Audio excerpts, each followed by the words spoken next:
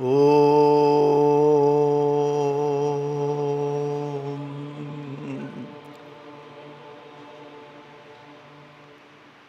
Om.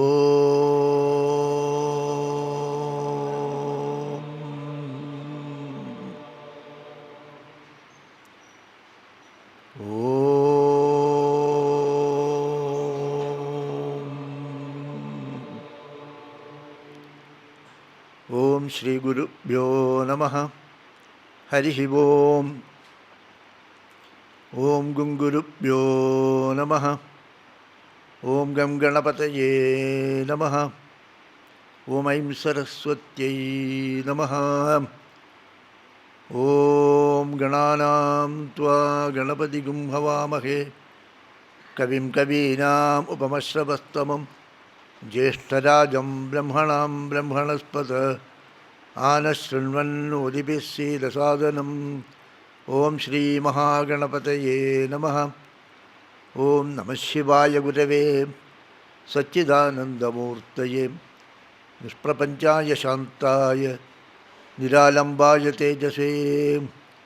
Om Yasyatma Bhudasya Guru Prasadat Aham Vimuktusmi Samsara Bandhat Sarvopadeshtu Shivanandamurtehe Murdvankli Yukmam Pranadosmi Nityam Dayasindhum Dinabandhum Shastrartha Patum Maskirindra Varam Naumi Sri Chidananda Sadgurum. Om Praninam Dukkha Hartaru Jnanado Bhuvana Muktaye Shivananda Chidanando Ashraye Guru Sattamo. Om Akhandananda Sambodho Vandanatyasya Jayate Govindam Tamaham Vande Chidananda Tanum Gurum. Om Shantatmanam Pranadasulabham Siddha Vidya Prabhavam Bhaswadrupam Sugunanilayam Dastakarmadi Vargam Prajnavrittam Nijasamadrisham Taradam Tyagibhajam Sakshat Yesham Mamaguruvaram Shivanandam Natosmi Shivanandam Natosmi.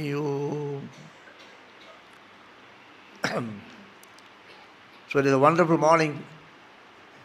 This morning I had so many of you spoke very well. And I was just thinking what to speak to you. And in fact you provided me the lead actually. You provided me the lead, what to speak to you. See, some of the opinions were very, very beautiful.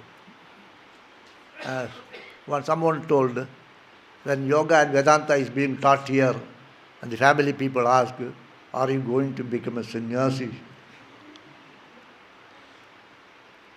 Long time ago, I was here as assistant registrar. I was not general secretary then. And two students from the Regional Engineering College, Warangal, came here. And they were inspired by one of the professor, you go and learn the Yoga-Vedanta course. They came here.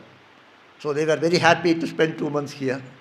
And the moment they boarded the train, and then when it reached Haridwar, up to then it was very happy. From Haridwar station they started seeing a lot of sadhus, sannyasis. And then they came here, all the fellows wearing red.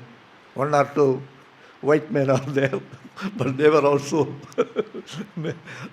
wearing red. So he was a pride actually, whether they will convert me into sannyasi and send them back. So they were staying in the room number 1 for first 10 days.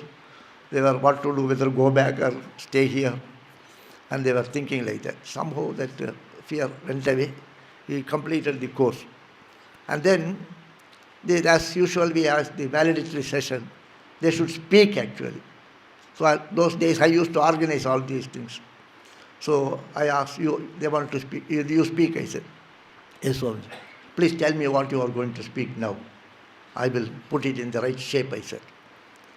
Then Swamiji, I don't have any idea, but when I came here, then I came with a good intention, but when I saw these people, they will convert me into sannyasi, and I thought of going back home.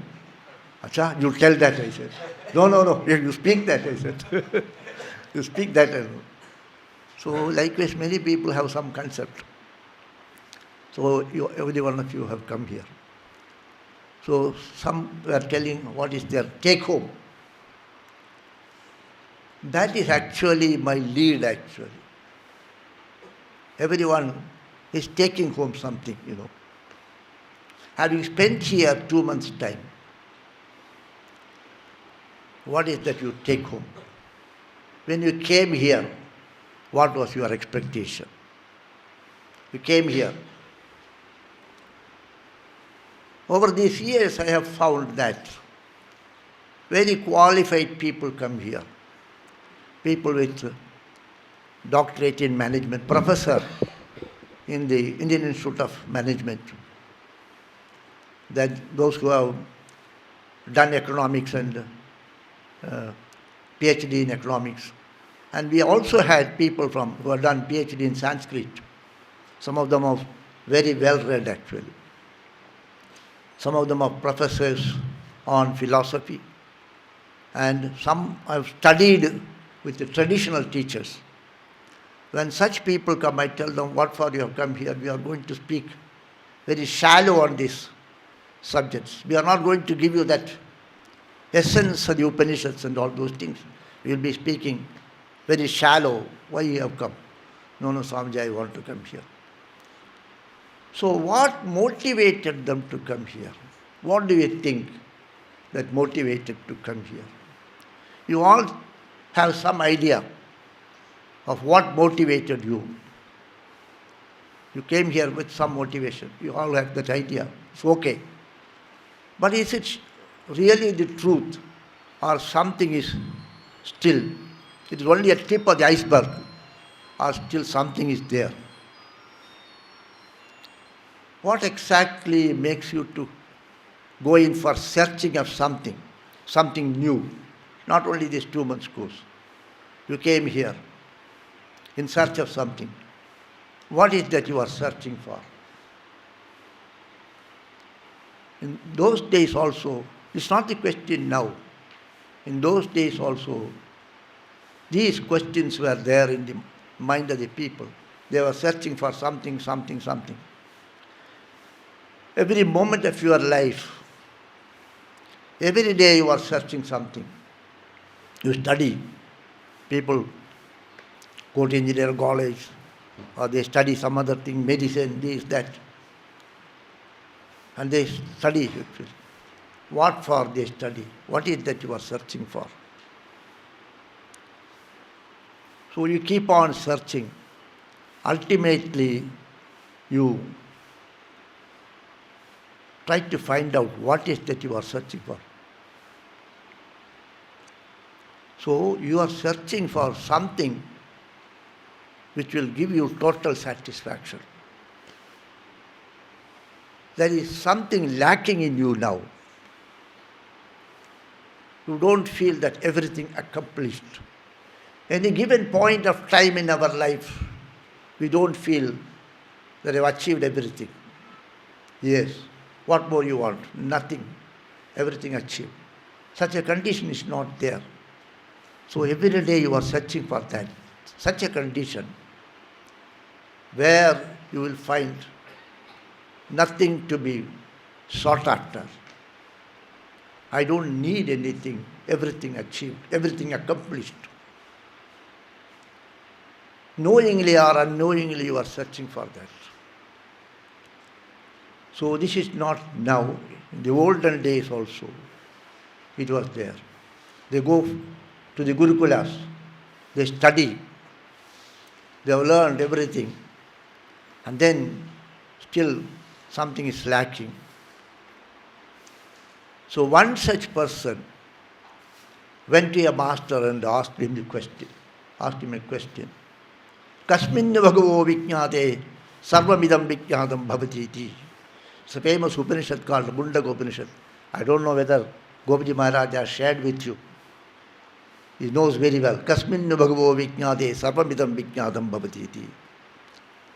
Kindly enlighten me, give me that message. by which I will feel everything is known. Kasminna Bhagavo Vijnati, by knowing which everything will become known. So knowingly or unknowingly you are searching that. So what answer they will give? I have learned everything. I studied under so many teachers. But still this question is lurking in my mind. I am searching for something. What is that you are searching for? Kasmin Bhagavo Vijnate Sarvamidam Vijnatam Bhavati. So I feel everything known, no more. Nothing left to be known. Everything achieved, everything accomplished. I have been telling you, I told you number of times, the last word in the Bible by Jesus Christ is everything accomplished. Everything accomplished. So total peace will be there. If something remains to be accomplished, then his agitation is there. So is it possible to have a situation wherein you feel that everything is accomplished? So that brought you here actually. And to some extent, you have achieved it actually. Or the inquiry, the seeking continues actually. The seeking will continue. This question was asked in one Upanishad. The very same idea is put in another Upanishad in a little different way. The very same idea. Here, the first Mundaka Upanishad, it is put like this. The student straight away asks the question to the master, by knowing which everything will become known. Kasmin Bhagavo Vijnate Sarvamidam Vijnatam Bhavati. In another Upanishad, that's a very famous Upanishad, and it is the essence of which is being told to all the sannyasis at the time of initiation. When they are initiated into the sannyas, this is being told. Not this preamble, but the later part. So one such student was there. The father's name was Uddalaka Aruni. His son was called Shvetaketu. Shvetaketu. The father says to the son, my dear son, Shvetaketu, in our family everyone is a learned person. Everyone is well studied the scriptures. They have in-depth knowledge of everything. No one is an illiterate in our family. You also go and acquire the knowledge and come back. So he sends him to a Gurukula and he stays there for over 12 years and comes back to the father. The father looks at him. His face is beaming with knowledge. Oh, wonderful boy. He has learned everything. But somewhere he finds that something is missing in him. Then he asks, my child, have you learned everything? Yes, father, I have been taught everything. I have mastered all these subjects. Oh, wonderful. Have they told you, have they given you that instruction whereby the what is not thought, what is not thought become thought. Yen ashrutam shrutam bhavati amatam matam avijñātam vijñātam. Have you told them, have you given that instruction by which that which has not been heard is heard, that which has not been thought of is thought about, and that which is not known becomes known? What type of instruction, Father, that is? I don't think it is possible. What type of? How is it possible to give such an instruction? How is it possible to give such an instruction? What is this? The unheard becomes heard. The unthought becomes thought. Katham sa adesho bhavati. How come that adesha? What will be that instruction? So, here I find that in all the classes you have heard, underneath the words of those teachers and the masters and the Swamijis who are delivering the lectures, the unheard portion of that speaks about it. That what is not known, how can it be known? That is not heard and understood. So in the words of their great masters, right from those ages, the rishis, when they spoke something. And what they did not speak, what the words did not explain, that is heard by the students if he becomes receptive. As you become receptive to that, the unheard becomes heard, the unknown becomes known, the unthought becomes thought. So the father tells, my dear son, have they not given this instruction? No, father, probably they have not given the instruction. Probably they do not know. That is not possible. It is, you have been expecting that to come out of their mouth. It doesn't come out of their mouth. It is the underlying principle. It is not Vaikari. Vaikari means this Vani. This Vani, what we speak is Vaikari. It is not the Vaikari that it doesn't come through the Vaikari. It comes underneath that. There are other levels. So you don't hear the words. I will keep on telling you. It is not that I speak to you. It is not that knowledge is imparted through articulation of sound. The knowledge is imparted through the eyes, through the body language, through his very presence. The atmosphere will give you instructions actually. Everything here should speak to you. The tree should speak to you. The dog should speak to you. The monkey should speak to you. So that instruction is not, comes through the verbal instructions from the mouth of the teachers. It comes from everywhere here. You have to keep on looking at it. The seeking is not from the person alone. The seeking is from everywhere because Guru is everywhere.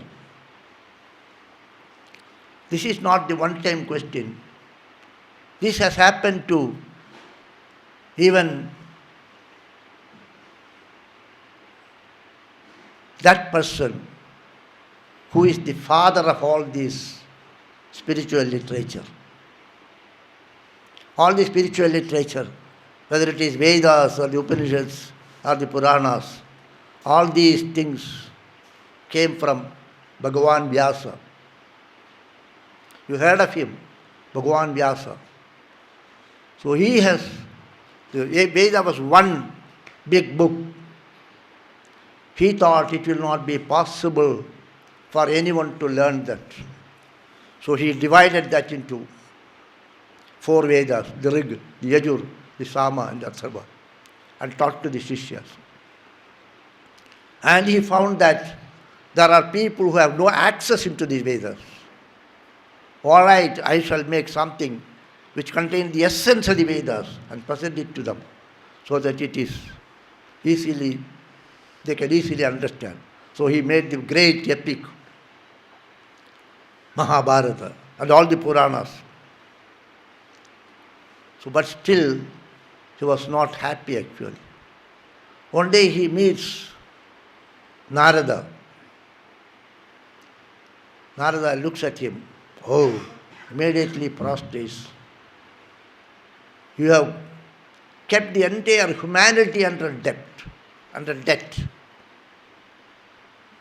Eternally under debt for the work so far you have done. You have divided the Vedas, taught them to Shishyas so that they will pass on to their disciples and preserve them. You have made this wonderful epic Mahabharata. And what have you not done? The humanity is eternally indebted to you for the service you have done. And I feel so much happy to see you. Then he keeps on, and he's not saying anything. I said so much, but I don't find a smile on your face. What is happening? What is wrong with you? Then he says, whatever you said is true.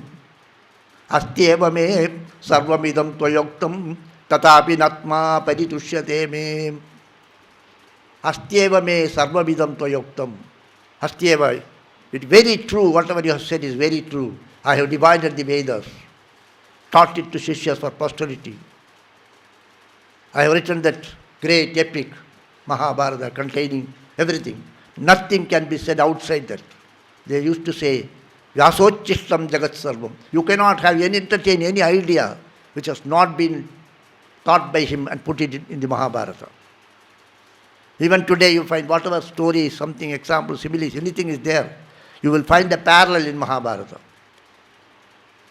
So, whatever you said is true. Astyeva me sarvamidam tvayoktam tvaya uktam satyameva astyeva tatapi natma parisuttushyate me.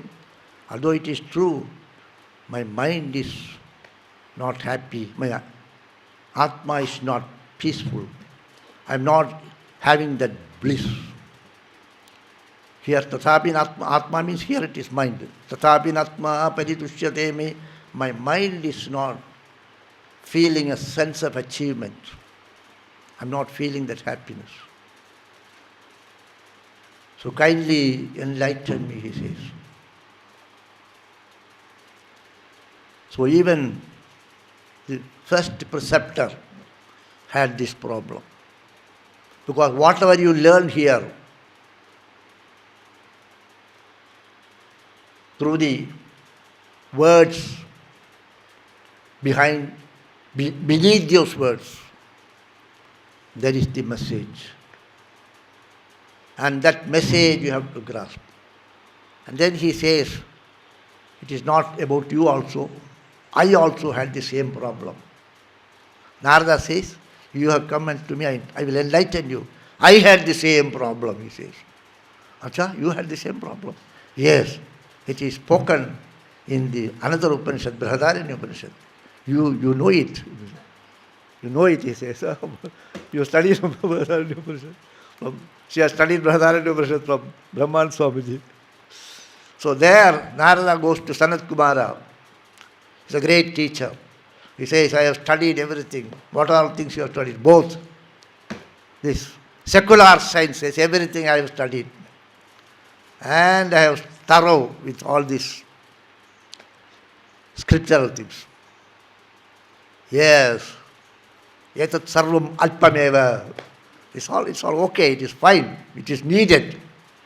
But that which you have to learn, you have to learn. Bhuma. He says, Bhuma Vidya, it is called Bhuma Vidya. Bhuma Vaisukam. So that which is untold by the masters, that which has not been told to you through these words, which has not been articulated, I don't know whether you have received. Some of you have received. To what extent you have received. The more and more you receive, then your life becomes more and more sublime actually. See, all the information you gather, all that you study here is very useful, it is needed. It makes you rich with information. It is useful for your day-to-day life here. But that is only one part of it, only one side. The reverse side is there, the upward side is there. So you say every day, you say this mantra, Purnamadaha, Purnamidam. So you have enriched yourself with all the literature, with all the knowledge, with all sciences. And you find Purna, that is full. I have acquired all that is full. What about this full? Purnamidam. Whether you feel this Purnamidam.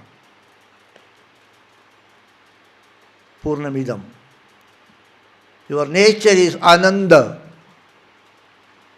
Your nature is Shanta. You are divine actually. The core message of the Upanishads, the core message the masters have passed on to us is, you are divine. What you are seeking is already there in you. Your Swarupa is Ananda. Every day you say, Purnamadaha, Purnamidam. At some point of time you should feel, I am Purna. I need nothing to make myself full. I don't need anything to make myself full. Everything full here, I am part and parcel of that. Your Ananda Swarupa.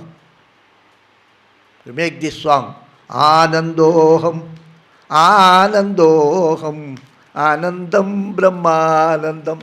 That Ananda is your Swarupa. So that is, your Swarupa is Ananda, cannot be taught. It is, you have to feel it and take it. That Purnatva, everything accomplished, nothing remains to be accomplished. That is not told to you. That is the message you have to receive. So, that is what you are searching for. You have come here for that purpose only. If that is, to the extent it is received, to the degree of absorption of that knowledge, I am full, I am divine. It is not an information. If it remains at the level of information, there will be always, you will feel the sense of want always. But the more you get absorbed into that, the degree, the percentage of the degree of absorption of that knowledge makes your life more sublime actually. To what extent we have absorbed that knowledge? I am divine. To what extent you have absorbed that knowledge? My nature is peace. Shantoyam Atma. This Atma is full of Shanti Swarupa, Ananda Swarupa. To what extent we are able to absorb that? That decides the quality of our life. So that is the message which has been untold through these many words here. That is the message of Swami Shivananda. And that is the message of Swami Chidananda. And all the masters here, Swami Krishnananda, everybody used to speak about this only. So may God and Gurudev bless you so that you feel the fullness actually. The Purnamidam may become a reality in your life. May you go back with that feeling that I am full. I need nothing to make me full. May you hear through the inner ears that message that what is not told. Yashrutam Sutam Bhavati, Avijñātam Vijñātam, Amatam Matam. May you hear that new. May Gurudev bless you to have that peace and joy in your life. So we are very happy that you have successfully completed this course. And very well disciplined students. And I live with you and I enjoy your presence here. I don't want to go anywhere in the ashram. I want to be with the students. So it was a real good opportunity for me to stay with these youngsters and to feel young. So it was wonderful experience for us also. So I once again pray to Gurudev to bless you all with all that is secular you need and bless you with that enlightenment. Hari Om Tat Sat.